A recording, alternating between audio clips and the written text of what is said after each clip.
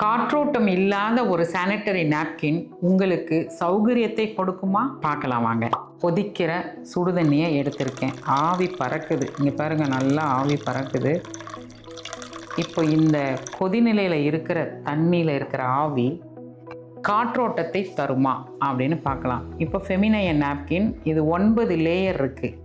இந்த 9 லேயர் மூலமாகவும் மேலே ஒரு கண்ணாடி டம்ளரை நான் வைக்கிறேன். இது ப்ரீத்திங் டெஸ்ட்டு.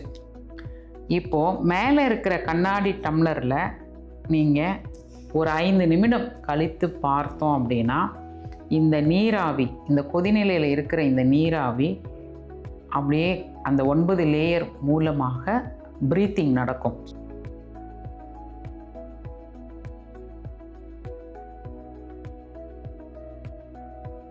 இப்போது நம்ம கொஞ்சம் நேரம் தாங்க சுடுதண்ணி ஊற்றி உள்ளே வச்சுருந்தோம். இப்போ இந்த நீராவி இங்கே மேலே கண்ணாடி டம்ளர் வழியாக நமக்கு ஃபார்ம் ஆகிருக்கிறத பார்க்க முடியுது இல்லைங்களா?